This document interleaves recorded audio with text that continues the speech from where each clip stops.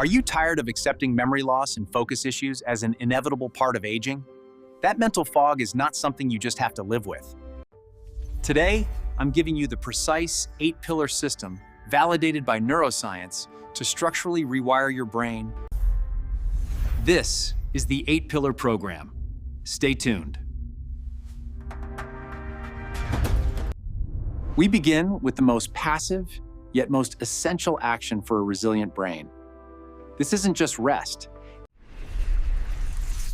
During deep sleep, the brain's waste removal system, the glymphatic system, switched on. It flushes. To optimize this cleaning process, you must stabilize your circadian rhythm. The single most powerful lever is maintaining a... Beyond cleaning, sleep is crucial for memory consolidation. The brain uses this time to shift temporary memories from the hippocampus. Block the blue light. Exposure to light from electronic screens 1 hour before bed suppresses melatonin production, the hormone that the brain needs to drop its core temperature to initiate and maintain deep sleep. Aim for a bedroom temperature of around 65 degrees Fahrenheit. Develop a 10-minute wind-down ritual. Avoid high-stress activities before bed.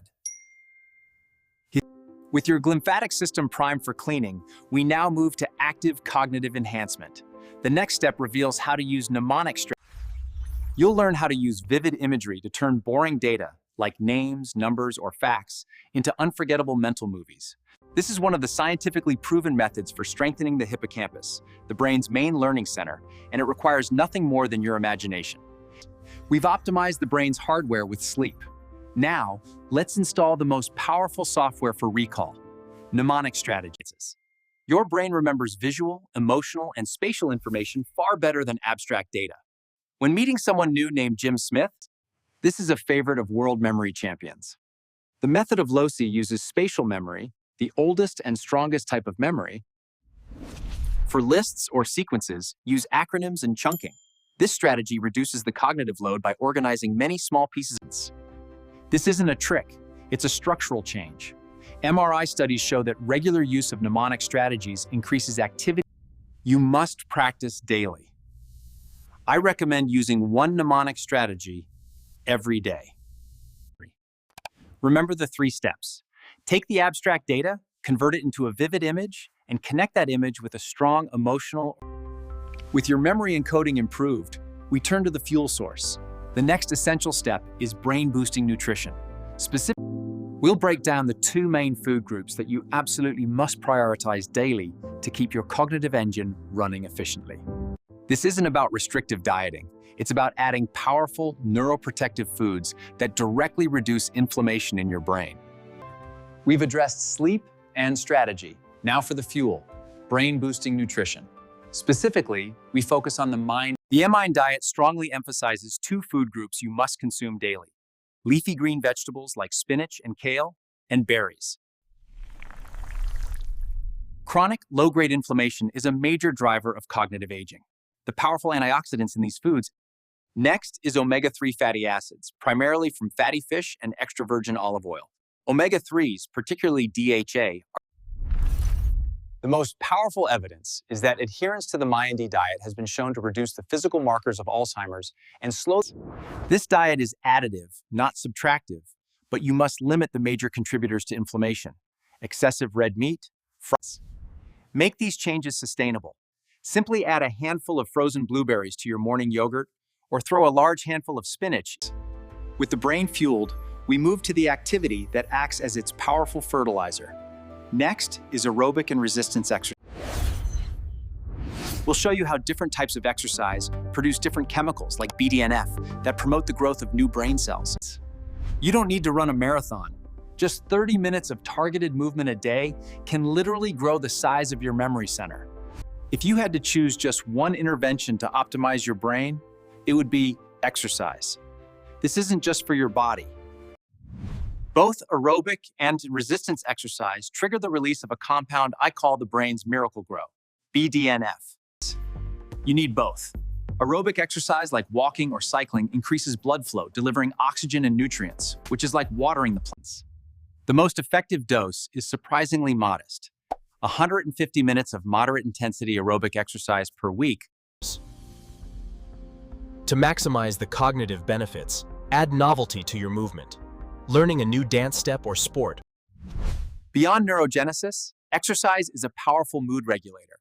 It significantly reduces chronic levels of the stress hormone cortisol. We've built the foundation. Now, let's talk about how to achieve maximum cognitive performance and productivity. I will show you the exact steps, the ritual and the environment you need to enter that zone of peak performance. This is where you transform effort into automatic results. Let's design your flow state. Remember this, exercise is not a chore for your body, it's a critical daily appointment for your brain. If you want a sharper memory, we've strengthened your internal memory hardware. Now, let's talk about maximizing its efficiency. The next your working memory, the space you use for immediate tasks, has limited capacity. Trying to remember appointments, grocery lists, and daily chores still. The modern external aid is highly sophisticated. I recommend leveraging location-based reminders for medication, errands. While technology is great, don't forget the effectiveness of a simple physical notepad. The kinesthetic act of writing forces deeper encoding. Don't view external aids as a sign of weakness. View them as a strategy. Highly successful people rely on complex systems. One caveat noted in the research: be mindful of using these aids in social situations. Fumbling with a phone. With your memory now efficiently managed, we move to a strategy that research shows directly builds your brain's resilience: social engagement. We'll detail why active listening, interpreting nonverbal cues, and quickly formulating coherent responses is This simple habit creates a protective cognitive reserve, a buffer that allows your brain to function longer. We often focus on solo activities for brain health, but studies consistently prove that the single most complex, beneficial. Think about what a conversation requires. You must actively listen, interpret subtle nonverbal cues, manage. Regular, stimulating social interaction helps build what we call cognitive reserve. This is essentially a buffer of strong, redundant. The key word is engagement. Simply being near people isn't enough. You need active interaction, discussions. Make social engagement a non-negotiable part of your weekly routine, just like exercise. Join a book club, volunteer. We've built the resilient, social brain. Now, let's unlock its full potential for high-speed learning and creativity. I will show you the exact steps, the ritual, and the environment you need to enter that zone of peak performance. This is where you transform effort into automatic results. Let's design your flow state. The epidemiological data. The epidemiology is clear. People with robust social networks and stimulate daily interactions. Remember, a sharper mind is a socially engaged mind. Prioritize face interaction over passive screen time. We've addressed the social brain. Now, let's actively rewire your brain for maximum efficiency through dual tasking. Dual tasking challenges your executive function, the set of mental skills that includes planning, prioritizing, and switching attention.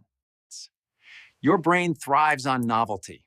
Learning a completely new skill, like playing a musical instrument, learning to code. Think of novelty as forcing your brain to build entirely new highways, rather than just repaving the old ones.